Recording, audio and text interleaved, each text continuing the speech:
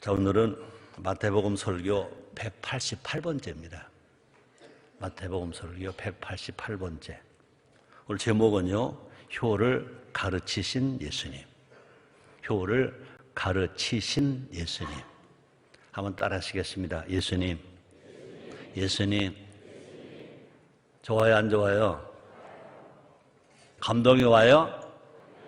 우리는 예수님 그러면요, 감동이 와야 돼요.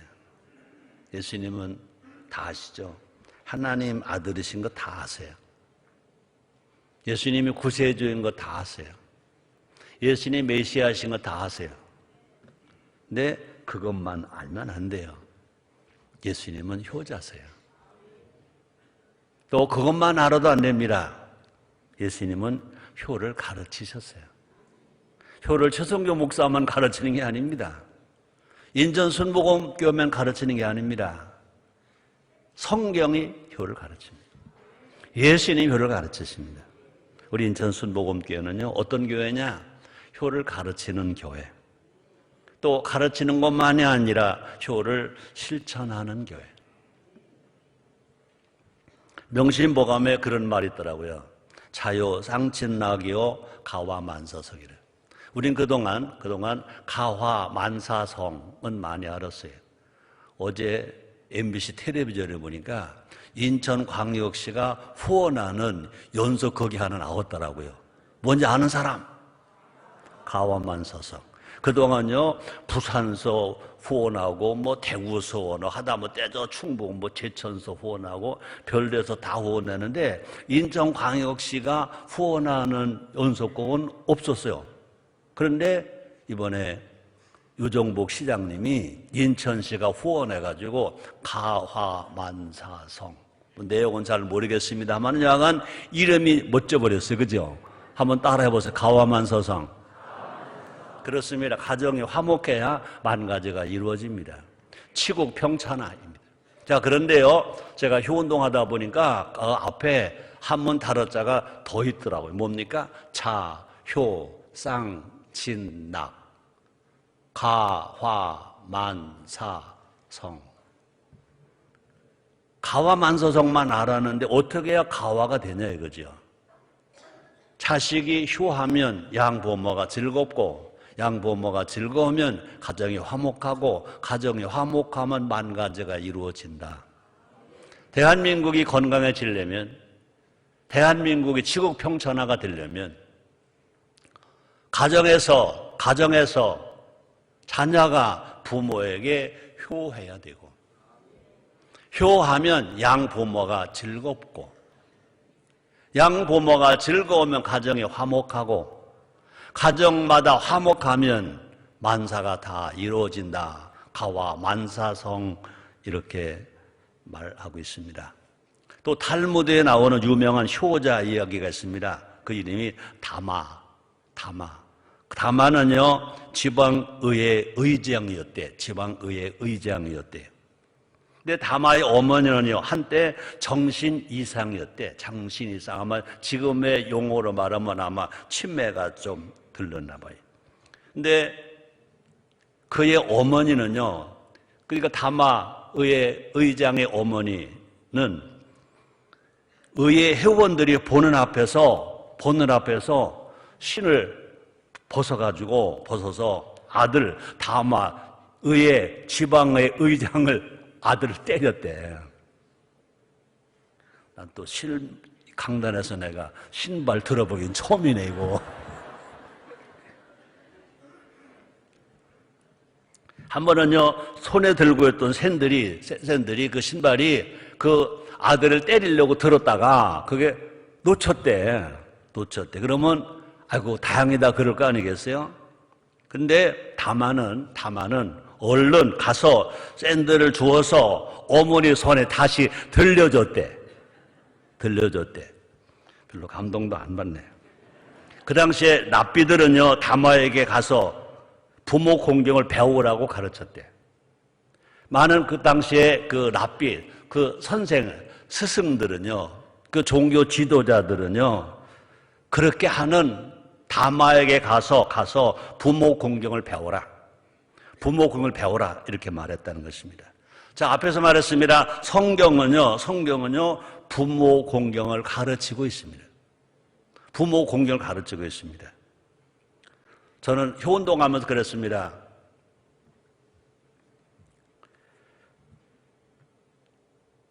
하나님 섬김 없는 신앙은 신앙이 아니고 부모 공경 없는 신앙은 죽은 신앙이다 그랬습니다. 잘 들으세요. 예수님의 친동생 야고보가 그런 말 했습니다. 야고보서 2장 26절입니다. 영혼 없는 몸이 죽은 것처럼 행함이 없는 믿음은 죽었다 그랬습니다. 우리 사람은 육체만이 사람이 아닙니다. 그 육체 속에 하나님께서 흙으로 사람을 지으시고 그 코에 생기를 후 불어 넣어 주셨기 때문에 생기가 들어가서 사람이 됐습니다. 그러므로 생기가 없으면 영혼이 사람이 아닌 겁니다. 그런데 똑같습니다. 예수님의 친동생 야고보 사도가 말합니다. 영혼 없는 몸이 죽은 것처럼 행함이 없는 믿음은 죽었다. 우리가 오늘 주일 성수합니다. 찬양합니다. 기도합니다. 헌금합니다. 다 합니다. 그런데 예수님의 친동생의 말씀을 빌리면 이렇게 다 하더라도 부모 공경 안 하면, 부모 공경에 관심이 없으면, 부모 공경할 필요가 없다고 말하면 그 신앙은 죽은 신앙이다. 죽은 신앙으로 우리는 천국 못 갑니다. 죽은 신앙으로 범사가 잘 될 수가 없습니다. 죽은 신앙으로 기도해서 응답이 없습니다.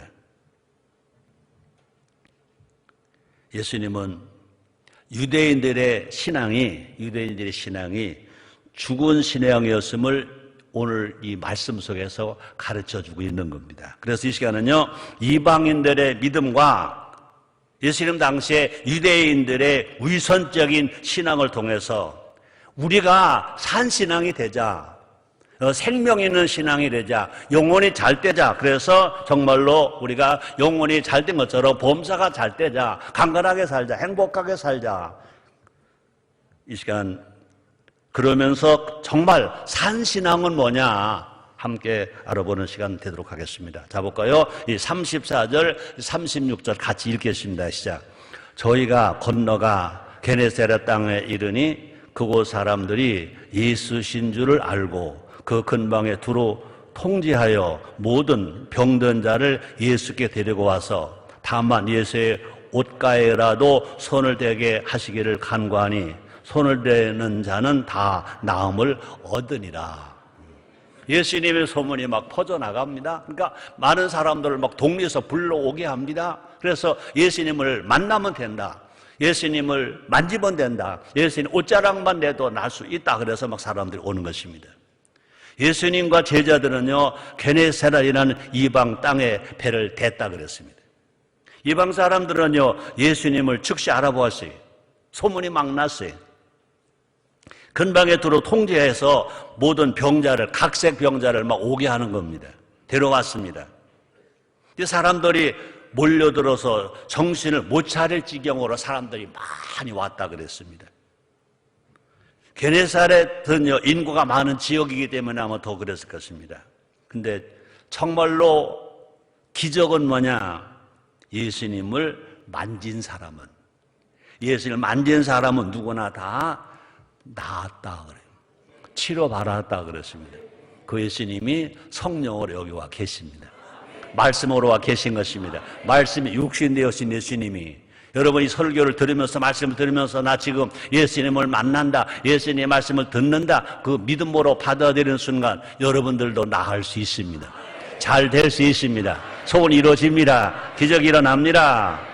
이 짤막한 기사는요, 예수님의 명성이 얼마나 많이 났느냐 널리 펴지고 있음을 보여주는 것입니다. 자, 그런데 예수님 당시 예수님을 따랐던 사람들은요, 다 어떤 사람들이냐? 밑바닥 사람들입니다. 헤롯 궁에 있는 사람들이 아닙니다. 지체 높은 사람들이 아닙니다. 많이 가진 사람들이 아닙니다. 다 밑바닥 인생들. 좀 구분해보면 누굴까? 그 당시에 세리, 죄인, 장녀, 문둥병자, 어린이, 여자, 이방인들입니다. 아마 지금 이 말하면 여러분들은 조금 그럴 겁니다. 예수님 당시에는요, 어린이가 사람 취급 못 받았습니다. 예수님 당시에는요, 여자가 사람 취급 못 받았습니다. 그걸 생각하면 지금 이 시대에 살아가는 어린이 왕이에요, 왕.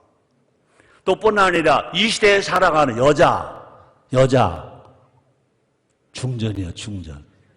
참 우리 성가대 여성 대원들 제일 많으신데, 더 많으신데 이 시대에 사는 거 행복입니다. 아멘. 예수님 시대는 여자가, 어린이가 무시됐었어요. 종교적으로 소외되고 사회적으로 멸시를 받았습니다. 그뿐 아닙니다. 오갈 데가 없어요. 난 이 얘기하면요, 한 40년 전 생각납니다. 30년 전 생각납니다. 30년 전까지만 해도 우리가 너무 가난하고 힘들으니까 없으면 금식, 있으면 먹고. 병원에 저렇게 사람 많지 않았어요. 의사님들, 간호원님들 이해하고 들으세요.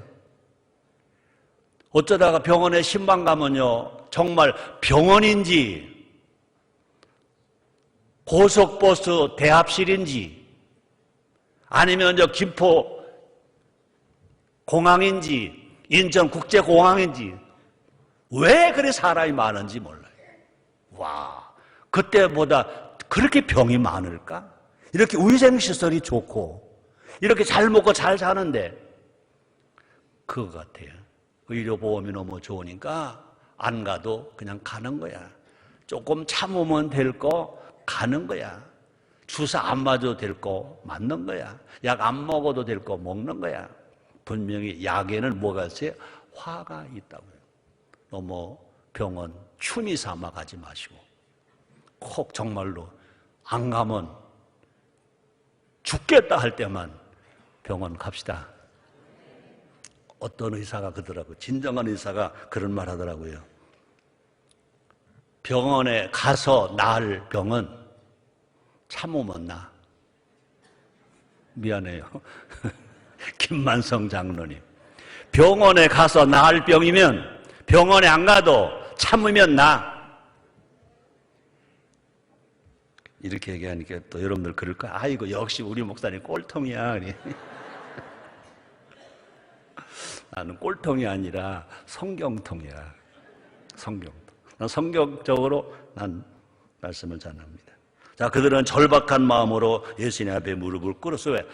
의지할 데 아무 데도 없어요. 갈 병원도 없어요. 돈이 없으니까 식당에 가서 뭘 먹을 것도 없어. 오직 누구만 믿습니까? 예수님만 믿는 겁니다. 그래서 게네사렛인들은요, 예수님 옷자락만이라도 만지게 해달라고 애걸 하는 것입니다. 하나님 나라는요, 이런 자들 앞에 열려 있다고 믿으시기를 주님으로 축원합니다.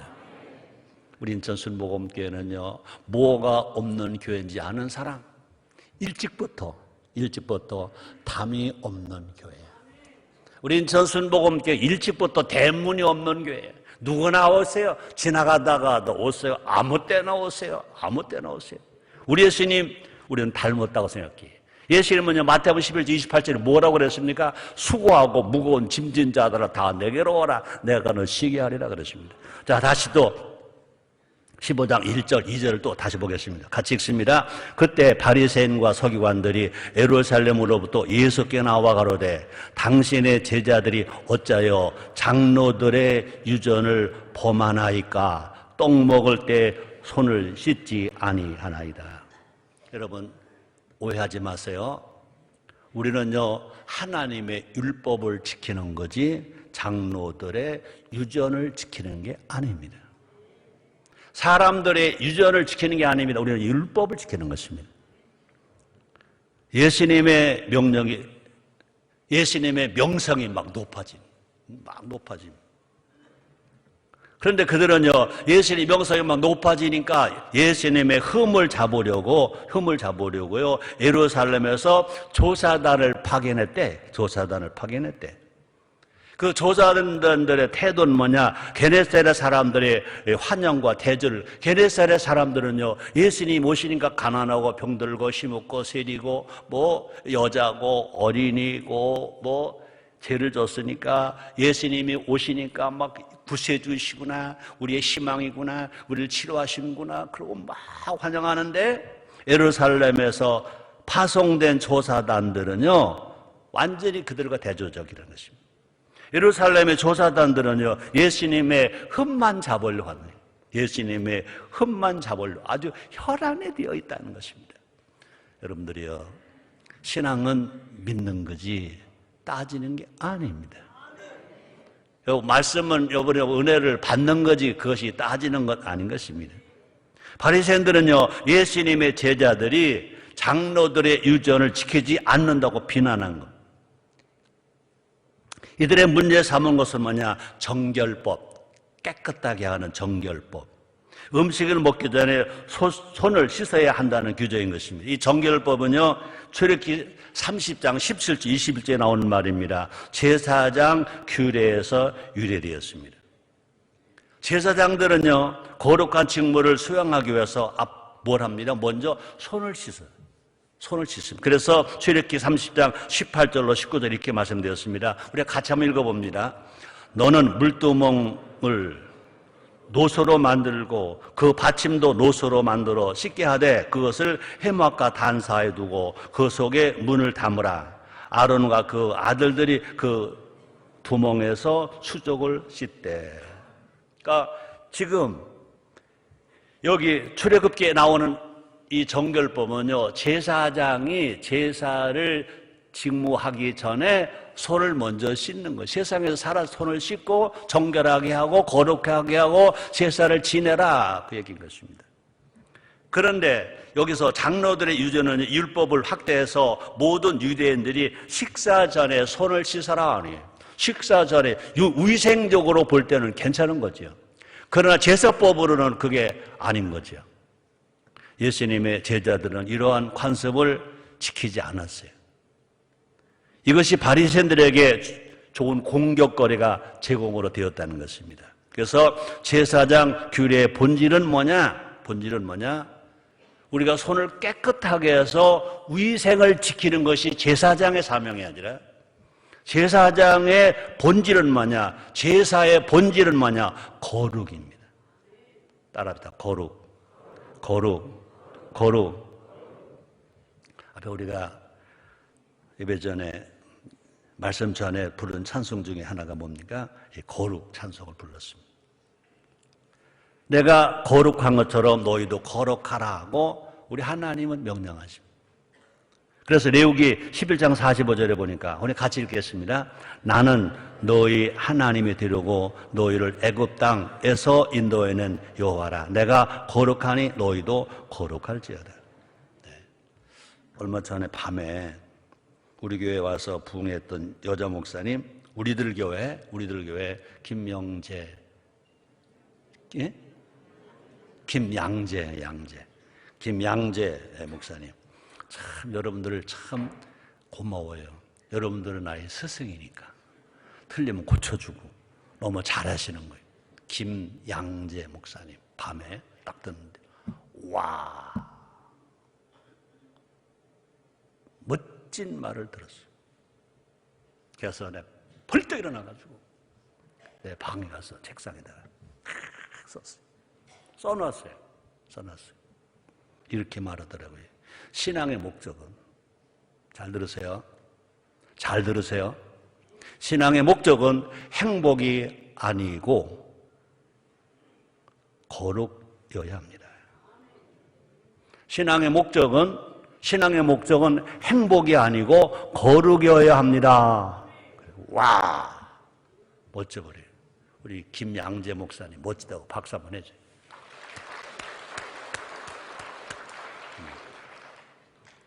그건 뭐냐? 우리 하나님은 우리가 행복하길 원하지만 우리 스스로는요, 우리 어떻게 해야 돼요? 거룩하게 살아요. 우리가 천국 가서 우리가 할 일은 뭡니까? 거룩.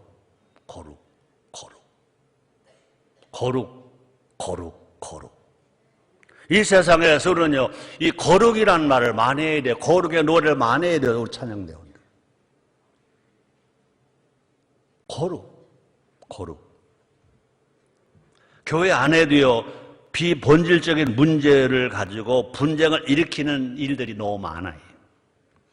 신앙생활을 잘 하려면요, 본질과 비본질을 구분해야 돼요. 그죠? 전통과 형식에 얽매이다 보면요, 본질을 놓치기가 쉽다는 것입니다. 그래서 성 어거스틴은 이렇게 말했습니다. 멋진 말을 했습니다. 본질에서는 일치를. 본질은요, 모든 성도가 일치해.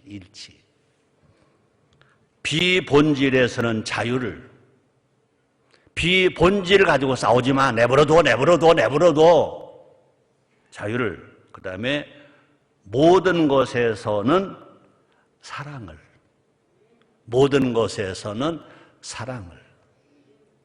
그렇습니다. 우리가 정치적으로 말한다면요, 분명히 대한민국 국민은요, 여야 할 것 없이 5천만 국민이 모두가 다 헌법의 일치를.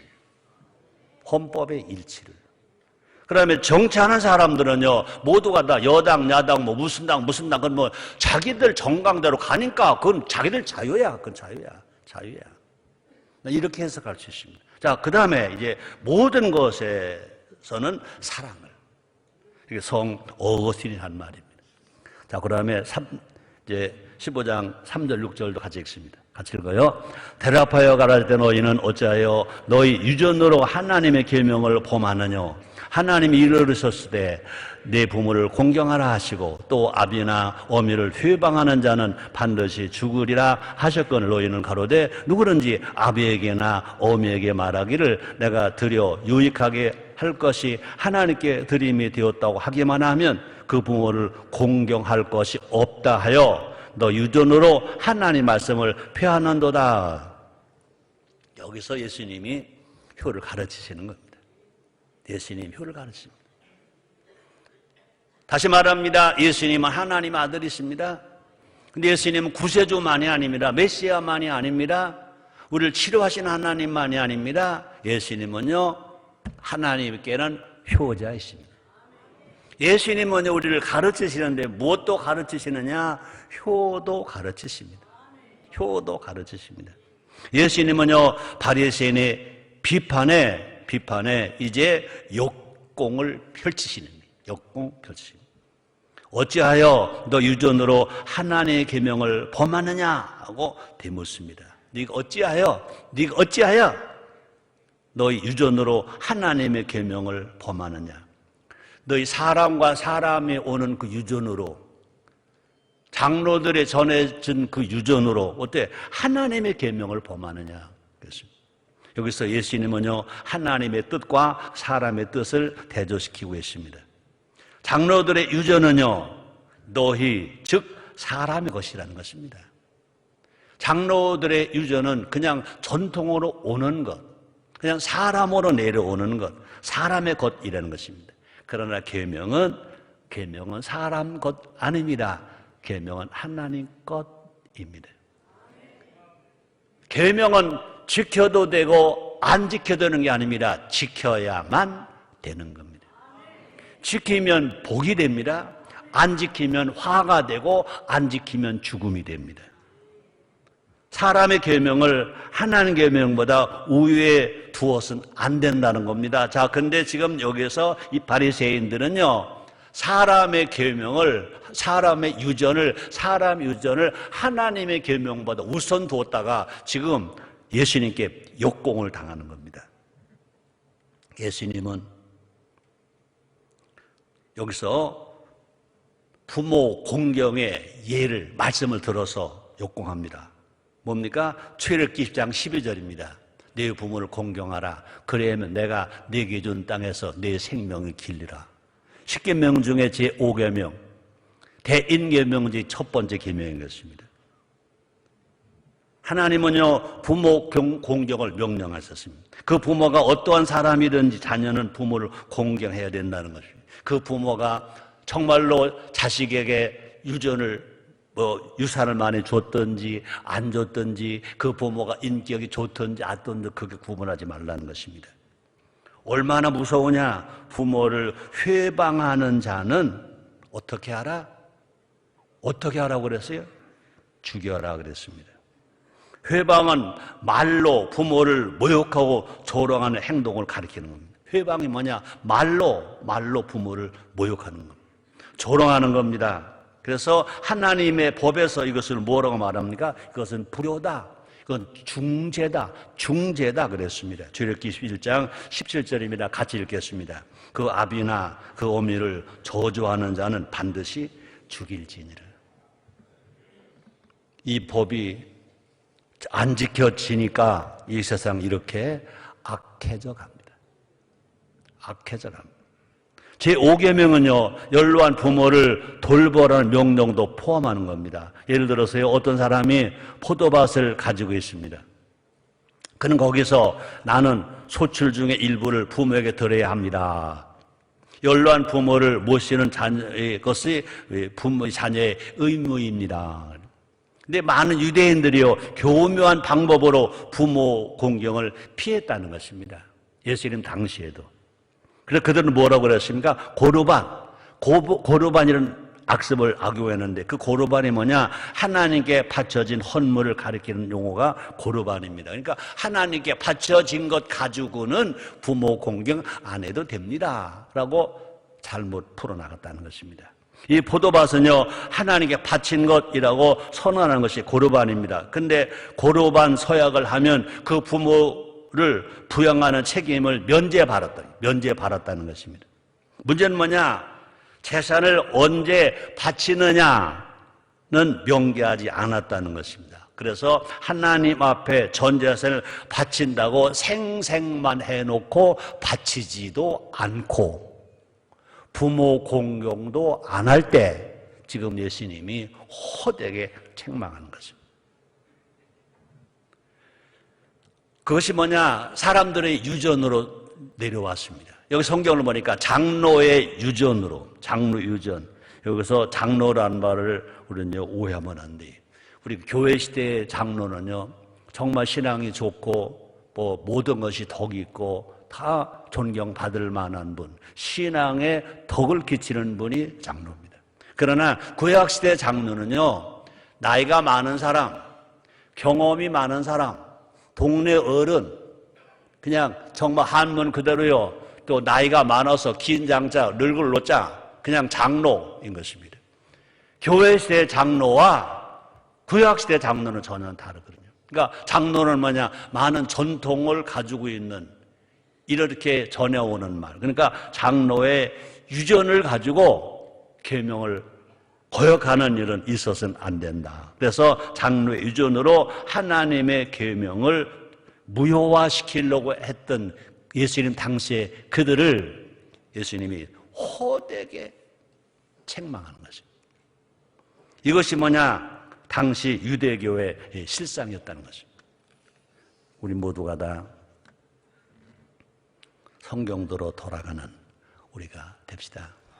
자, 그 다음에 7절, 그러니까 15장 7절부터 9절까지 같이 읽어봅니다. 예식하는 자들아, 이사야가 너에게 대하여 잘 예언하여 일러시되 이 백성 입술로는 나를 존경하되 마음은 내게서 멀도다. 사람의 계명으로 교훈을 삼아 가르치니 날 헛되이 경배하는도다 하였느니라. 우리는요, 사람의 계명으로 가르치지 말고 하나님의 계명으로 가르치자. 예수님은요, 이 바리새인들을 호되게 꾸짖으십니다.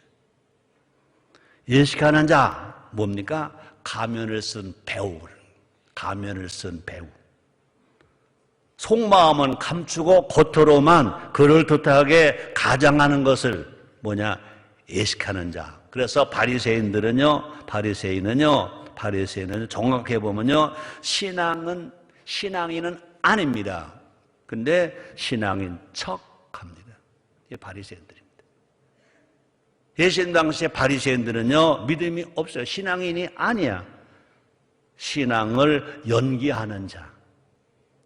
신앙을 연기하는 자. 그래서 이사야서 29장 13절 이렇게 말합니다. 제가 읽겠습니다. 주께서 가라사대 이 백성이 입으로는 나를 가까이하며 입술로 나를 존경하나 그 마음은 내게서 멀리 떠났나니 그들이 나를 경외함은 사람의 계명으로 가르침을 받았을 뿐이라. 유전으로 배웠다는 것입니다. 경모로 배웠다는 거예요. 상식으로 배웠다는 것입니다. 사람의 계명으로 배웠다는 것입니다. 그래서 말로만 하나님을 섬겼지 마음은 하나님께 없다. 입술로만 주여 주여 하지 마음은 하나님과 멀었다.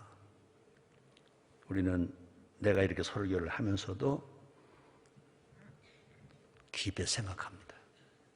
지금 예수님 당시에 바리새인만 그러냐? 한국교회는 어떠냐? 뭐 이렇게 설교하는 최성교 넌 어떠냐? 인천 순복음교회가 효하는 교회로 지금 20년 동안 애쳤는데 그럼 너희 교회는 어떠냐? 이런 생각도 하게 합니다. 우리가 진정으로 우리가 정말 구원의 확신을 얻어서 하나님은 나의 아버지, 예수님은 나의 구세주, 성령은 나의 보혜사. 그래서 내가 정말 하나님의 계명대로 성경 7호 하나님을 아버지로 섬깁니다. 부모, 어른, 스승 공경합니다. 어린이, 청소년, 제자 사랑합니다. 가족 사랑합니다. 나라 사랑합니다. 국민 사랑합니다. 자연 사랑하고 환경 보호합니다. 이웃사랑, 인류봉사, 어려운 사람 도와줍니다. 힘없는 사람 우애줍니다. 라고 우리가 살면, 그렇게 살겠다고 몸부림치면 하나님은 영광을 받으실 것이고, 우리가 5천만 국민이 대한 이 1200만 신자가 이렇게 살면 하나님이 기뻐 받으셔서 북한의 김일성이 벌써, 김정일이 벌써, 김정은도 벌써 처치해 주셨을 것입니다. 우리가 바로 살지 아니하니까 우리는요, 그 못된 것들을 마치 머리 위에 숯불을 이고 사는 것처럼 위험과 어려움 속에 우리가 사는 것 아닌가. 우리는 지금 김일성 나빠요. 그죠? 우리가 어렸을 때, 우리 청년일 때입니다. 저 강원도에 이윤복군인가요? 무장 간첩이 나타났습니다. 뭐라고 그랬습니까? 공산당 싫어요! 그러다가 그 어린 소년이 총에 맞아 죽었지 않습니까? 공산당 싫어요. 우리 싫다고요. 김일성 싫어요. 김정을 싫어요. 김정은 싫어요. 김정은 더 싫어요. 우리는 주님 앞에, 우리가 예수님의 가르침대로, 모르겠습니다. 효운동 안 하는 교회는 모르겠습니다. 효운동하는 우리 교회만이라도 먼저 이 말씀 앞에 무릎을 꿇으면, 소돔과 고모라상 멸망받을 때 죄인이 많아서 멸망받은 것이 아니라 의인 10명이 없어서 멸망받았다고 성경은 말하고 있습니다. 누구 남 탓하지 말자, 누구 원망하지 말자, 이렇게 설교하는 최성교 너부터, 우리부터 하나님 앞에 장로의 유전대로 살지 말고, 상식대로 살지 말고, 경험대로 살지 말고 하나님의 계명대로 살아가는 우리가 됩시다.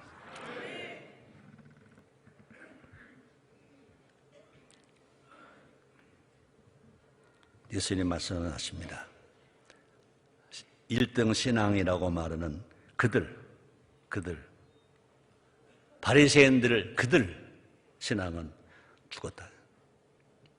자, 그러면 우리 신앙은 살았나 죽었나? 하나님이 주신 정결례는 더러운 마음과 죄를 씻으라는 것이다. 뭐 밥 먹기 전에 손만 깨끗하게 하는 것이 아니라 마음을 씻어라.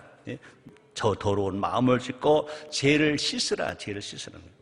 유대인들은요, 음식 먹기 전 손 씻는 일에는 열정이었는데, 열심이었는데, 뒤로는요, 부모를 속이고 하나님을 속이고 말씀을 떠났다는 거죠.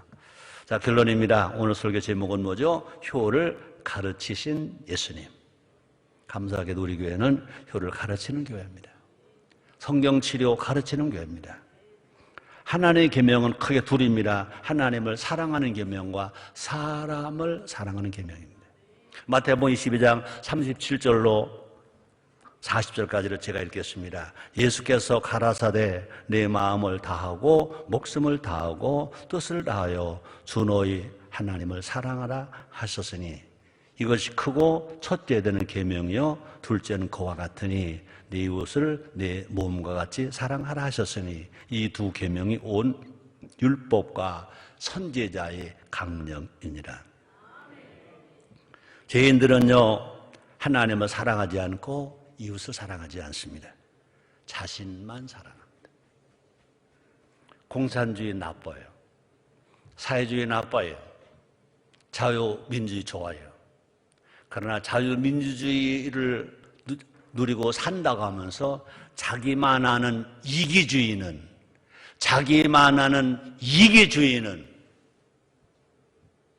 사회주의보다 더 나빠요. 자, 신자된 증거가 뭐냐? 신자로 살아가는 증거가 뭐냐? 하나님 아들로 살아가는 증거가 뭐냐? 간단합니다. 하나님을 사랑하고 사람을 사랑하고 하나님을 사랑하고 이웃을 사랑하는 것입니다.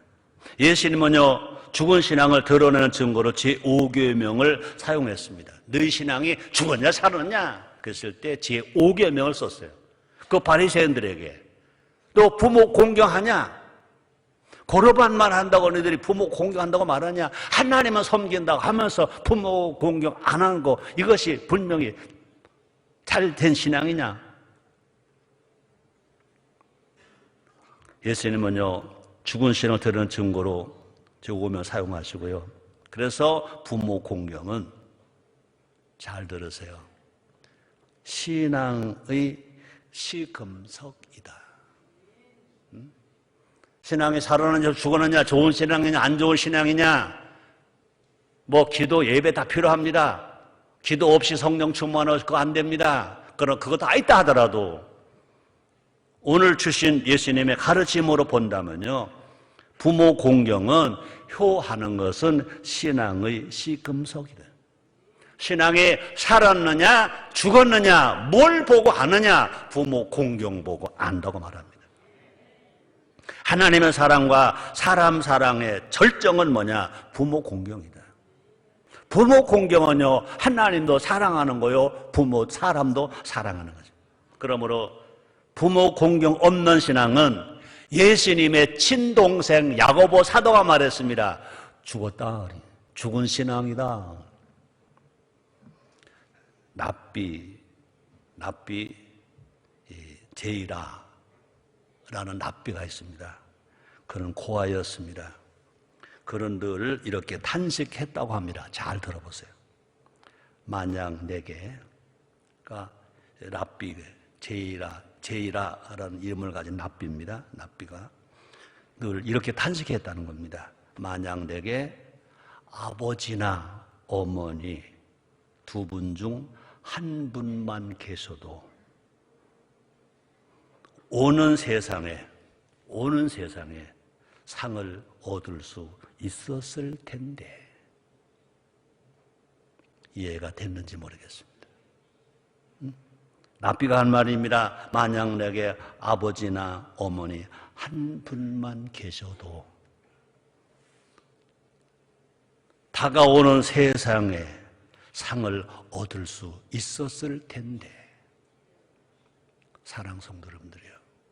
아직 부모 두 분 중에 한 분만이라도 계시면 두 분이 다 계시면 더 너무너무 좋은 거고요. 여러분들은 상을 받을 수 있습니다. 그러므로 부모가 계십니까? 오는 세상에 나에게 상을 주시기 위하여 아직 내 부모가 살아계시다 라고 받아들이면서 상 받는, 준비하는, 상 받는 여러분 다 되기를 주의 이름으로 축복합니다. 우리가 이 신앙으로 살아가면 대한민국 희망이 있습니다. 대한민국은요, 동방예의 지국입니다. 대한민국은 효가 있는 나라입니다. 또 뿐 아니라 효행장려법이 있는 나라가 대한민국입니다. 아직도 한국교회가 지금 효를 전하고 또 전하고 있습니다. 누가 뭐라고 하더라도 우리는요, 절대로 낙심하지 말자, 절망하지 말자, 원망하지 말자, 불평하지 말자. 우리는 희망을 가지고 감사하면서 감격하면서 살아가는 우리 모두가 됩시다. 우리 하나님, 우리를 사랑하셔서 볼 삶을 활짝 여셨습니다. 은혜가 옵니다. 치료가 옵니다. 응답이 옵니다. 기적이 옵니다. 이 모든 것을 다 여러분 것 만들게 되기를 주의 이름으로 축복합니다. 하나님 아버지 감사합니다. 오늘도 이렇게 우리를 사랑하셔서 예수님의 가르침, 효를 가르치신 예수님을 만나게 하시니 감사합니다. 예수님의 이름으로 기도드리옵나이다.